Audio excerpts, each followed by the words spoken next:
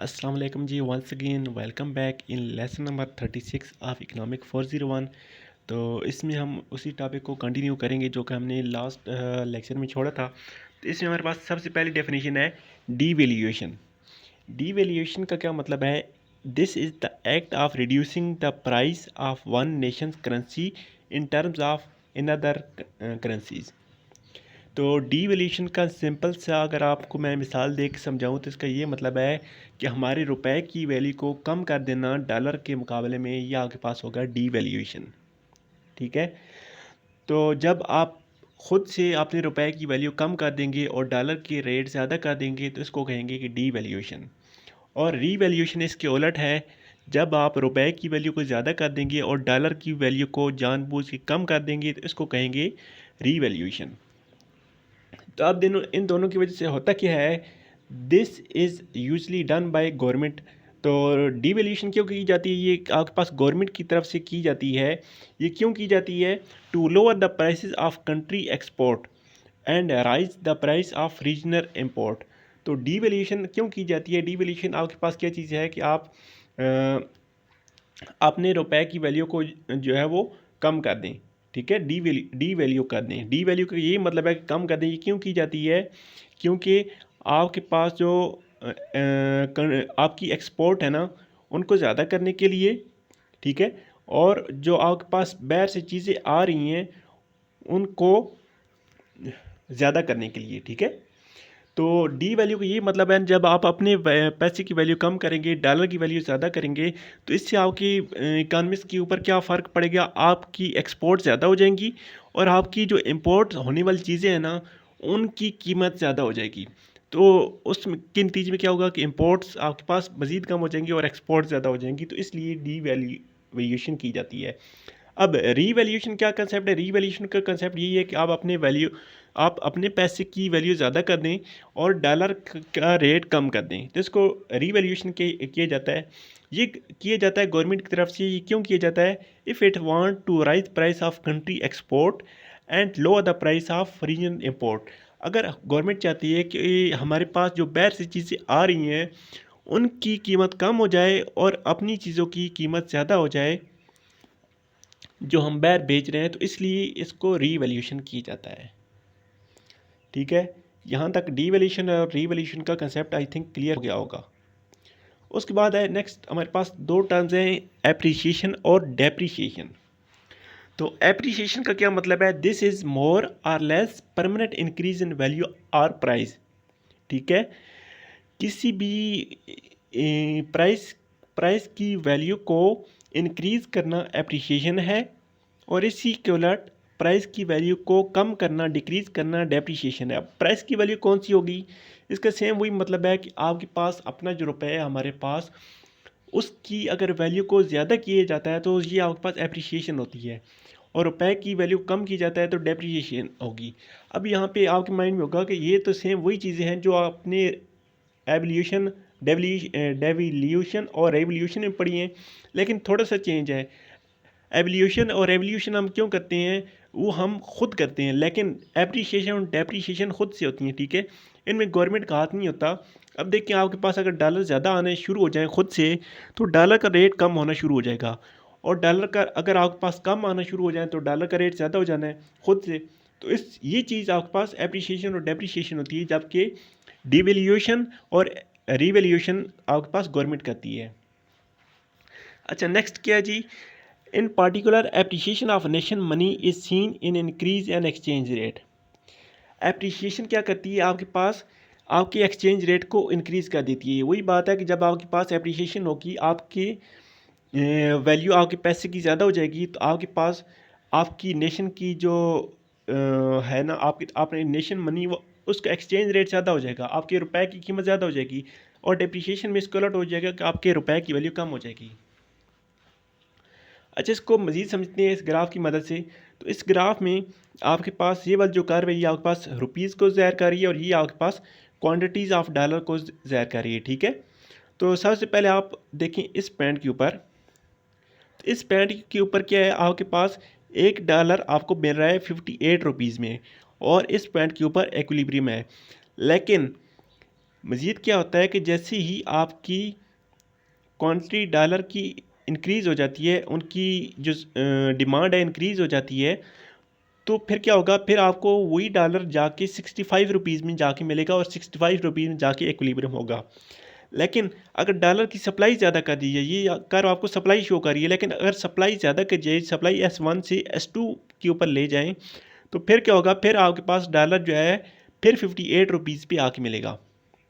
Firstly क्या था, dollar आपको 58 रुपीज़ पे मिल रहा था, लेकिन आपके पास इसकी डिमांड ज़्यादा हुई है। जैसी डिमांड, क्वांटिटी डिमांड आपके पास ज़्यादा हुई है, ठीक है जी, देखें यहाँ से यहाँ आ गई है ना, तो क्वांटिटी डिमांड ज़्यादा हुई है, तो आपके पास वही डॉलर 65 रुपीज़ में जाकर मिलना शुरू हो गया है।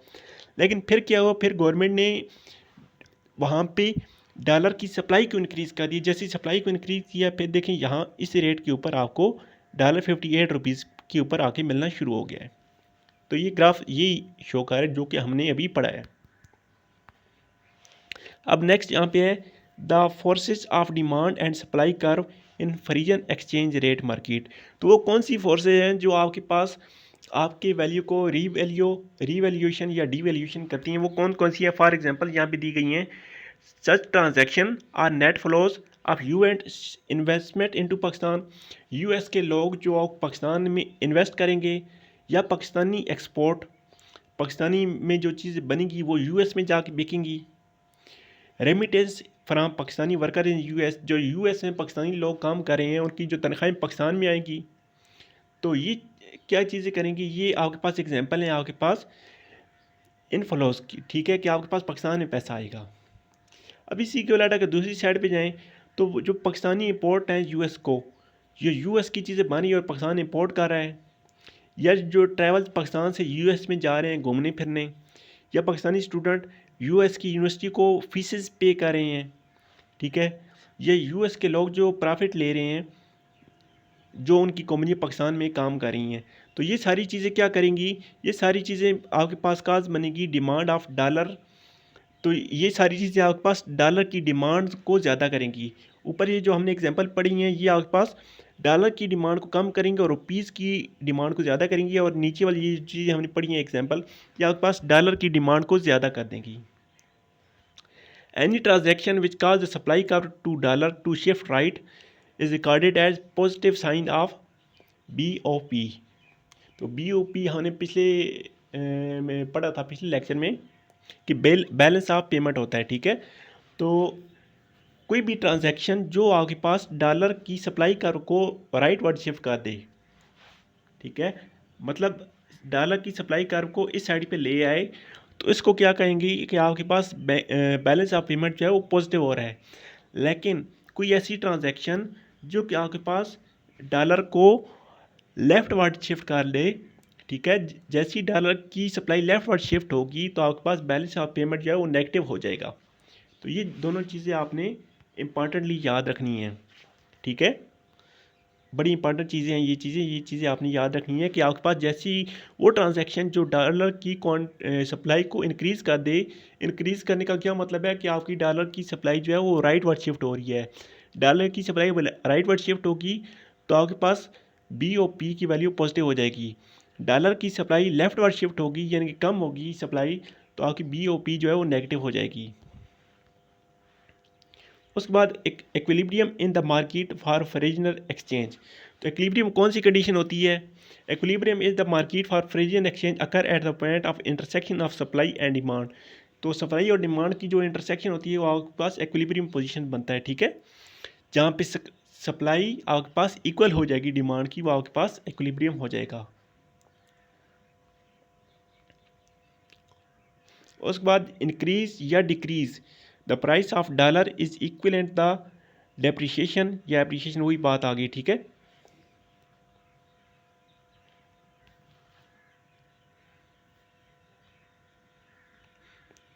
उसके बाद यहाँ पे आपके पास पार्ट्स ऑफ हैं बैलेंस ऑफ पेमेंट्स के। बैलेंस ऑफ पेमेंट्स के 3 पार्ट हैं, ये 3 आपने याद रखने हैं, नहीं 3 को नाम भी याद रखने हैं और ये भी याद रखने के बैलेंस ऑफ पेमेंट्स के 3 पार्ट हैं। कौन कौन से? करंट अकाउंट, कैपिटल अकाउंट और चेंज ऑफ रिजर्व, ठीक है। तो ये 3 है, इनको आगे मज़ीद डिटेल में पढ़ते हैं। तो इस डिटेल में जाने से पहले ये बहुत आसान सी थ्योरी लिखी हुई है, तो इसको अगर आप स्टडी कर लें, यहाँ पे लेक्चर काफ़ी लंबा हो जाना है, वरना मैं आपको ये चीज़ बता देता है। इसको अगर आप स्टडी कर लें तो आपके पास मज़ीद कंसेप्ट क्लियर हो जाना है। तो बैलेंस ऑफ पेमेंट को स्टार्ट करते हैं। इसके 3 पार्ट्स हैं, current account, capital account and exchange to reserve. तो करंट अकाउंट क्या चीज़ होती है? करंट अकाउंट आपके पास बैलेंस होता है एजेंशली तौर पे एक्सपोर्ट माइनस इंपोर्ट, कि जितनी आप एक्सपोर्ट कर रहे हैं माइनस जितनी आप इंपोर्ट कर रहे हैं, ये आपके पास क्या चीज़ होती है? करंट अकाउंट होता है। But with net factor recipients from abroad, लेकिन जो आपके पास नेट फैक्टर बाहर से आ रहा होता है वो आपके पास इसमें ऐड होता है। फॉर एग्जांपल जो बंदा बाहर जाके पाकिस्तान का काम कर रहा है, वो जो पैसा लाएगा वो आपके पास इसमें जस्ट ऐड होगा।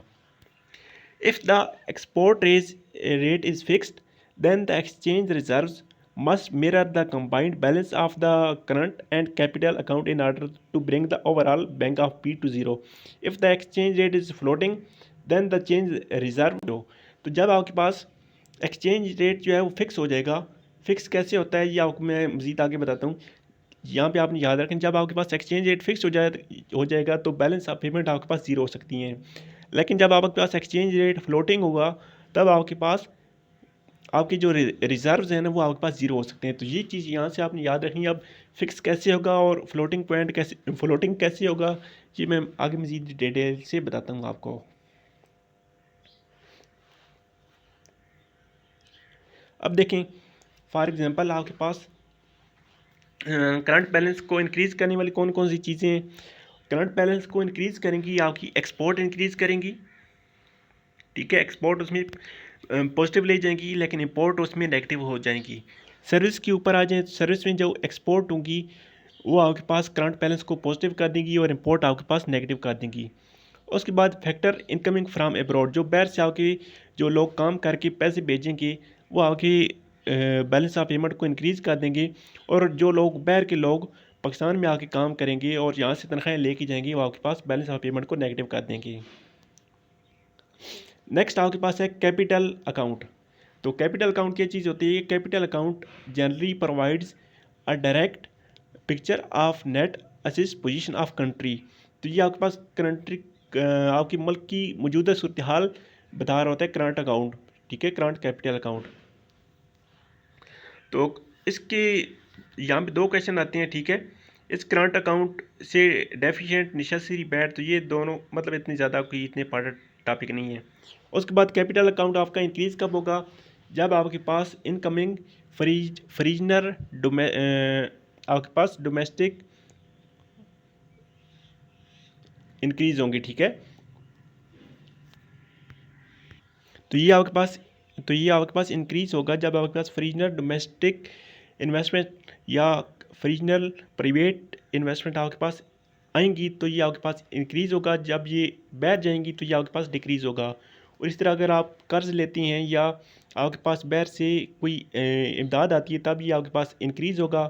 तो अगर आप बाहर को डेबिट करती हैं या बाहर को इमदाद करते हैं तो ये आपके पास डिक्रीज़ हो जाएगा, माइनस हो जाएगा। और उसके बाद थर्ड टर्म हमारे पास तीसरी कौन सी थी? BOP की तीसरी पॉइंट कौन सा था? Change to official foreign exchange reserves. तो एक्सचेंज रिजर्व आपके पास प्लस माइनस कब होंगे? जब आप क्या करेंगे? Sales of foreign exchange by government, ठीक है। जब आप फ्रीजन एक्सचेंज आप गवर्नमेंट जो है वो डाउन कर देगी तो ये आपके पास इंक्रीज़ हो जाएगा। जब फ्रीजन रिजर्व्स को आपकी गवर्नमेंट इंक्रीज़ कर देगी, नए वहाँ से ख़रीद लेगी, तो ये आपके पास माइनस में चला जाएगा।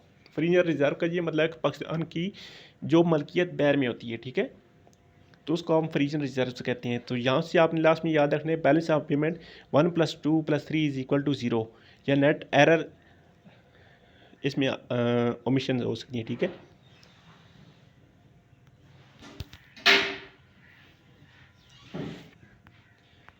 अच्छा, तो यहाँ तक ये लेक्चर था। इसमें एक और टॉपिक था कि आपके पास आप, तो वो टॉपिक मैं यहाँ से पता नहीं कहाँ से स्किप हो गया, उसको देखना ज़रूरी था।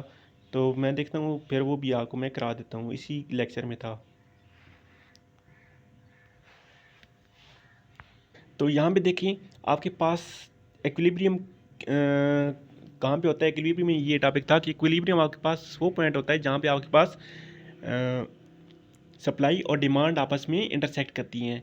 तो इसके लिए यहाँ पे हमने डॉलर की बात करें तो डॉलर और रुपये आपस में किस पॉइंट पे के ऊपर जाके इक्विलिब्रियम हो गए वो हमने देखना है, ठीक है। तो यहाँ पे दो कंडीशन है। तो कंडीशन वन यहाँ पे है जब आपके पास एक्सचेंज रेट फिक्स हो जाता है। एक्सचेंज रेट फिक्स होने का ये मतलब है कि जब आप डॉलर की कीमत जो है वो फिक्स कर देते हैं कि आपके पास इतने रुपीज़ में एक डॉलर मिलेगा। तो जब आप एक्सचेंज रेट फिक्स कर देंगे ना, तो फिर क्या होगा, जैसे ही डॉलर की सप्लाई ज़्यादा होगी, जब डॉलर की सप्लाई ज़्यादा होगी तो गवर्नमेंट क्या करेगी, वहाँ से डॉलर ख़रीद लेगी, ठीक है। और इक्विलिब्रियम वहाँ पे उसी रेट के ऊपर कायम रहेगा। लेकिन अगर आपके पास डॉलर की सप्लाई कम हो जाती है, आपके मुल्क में डॉलर की सप्लाई कम हो जाती है, तो गवर्नमेंट ने अपने पास जो डॉलर रखे होंगे ना, उन डॉलर को वो आपको दे देगी, ठीक है। वो मार्केट में उन डॉलर को सप्लाई कर देगी और सिर्फ इस तरह सप्लाई और डिमांड इक्वल हो जाएगी। और इस तरह ये आपके पास जो रेट गवर्नमेंट ने फिक्स किया होगा वो आपके पास फिक्स ही रहेगा। इसमें दूसरा पॉइंट है यहाँ पे जब आपके पास एक्सचेंज रेट फिक्स ना हो, ठीक है। जब आपके पास एक्सचेंज रेट फिक्स नहीं होगा तो उसका मतलब है जैसे ही आपके पास डॉलर की सप्लाई ज़्यादा होगी तो फिर क्या होगा, फिर आपके पास उसकी डिमांड कम हो जाएगी और आपके रुपए की वैल्यू ज़्यादा हो जाएगी, फिर डॉलर का रेट गिर जाएगा। लेकिन अगर डॉलर की सप्लाई कम हो जाती है, ठीक है, डॉलर की सप्लाई जैसी ही कम होगी तो फिर उसकी डिमांड ज़्यादा हो जानी है, ठीक है। तो फिर क्या होगा, फिर आपके रुपए की वैल्यू कम हो जानी है और डॉलर की वैल्यू ज़्यादा हो जानी है। और ख़ुद ब खुद जैसी जब ये फिक्स नहीं होगा ना डॉलर का रेट, तो ये ख़ुद ब खुद ऑटोमेटिकली डॉलर का रेट कम ज़्यादा होने से ये इक्विलिब्रियम में आ जाएगा। रखने के लिए आपके पास डॉलर रेट फिक्स कर दें या उसको फ्लोट कर दें। फ्लोट करने का ये मतलब है कि डॉलर ख़ुद ब खुद एडजस्ट होगा आपकी रुपए की वैल्यू के साथ, तो गवर्नमेंट को उसमें कोई हाथ नहीं होगा। लेकिन जब गवर्नमेंट फिक्स कर देगी तो फिक्स करने के आगे दो कंडीशन होगी। जब डॉलर की सप्लाई ज़्यादा होगी तो गवर्नमेंट डॉलर ख़रीद लेगी खुद से, और जब डॉलर की सप्लाई कम होगी तो गवर्नमेंट खुद से डॉलर सप्लाई कर देगी। तो ये दो कंडीशन थी फिक्स के लिए भी। तो ये लेक्चर आई होपफुली आपको समझ आया होगा। मिलते हैं नेक्स्ट लेक्चर के साथ। टेक केयर, अल्लाह हाफिज़।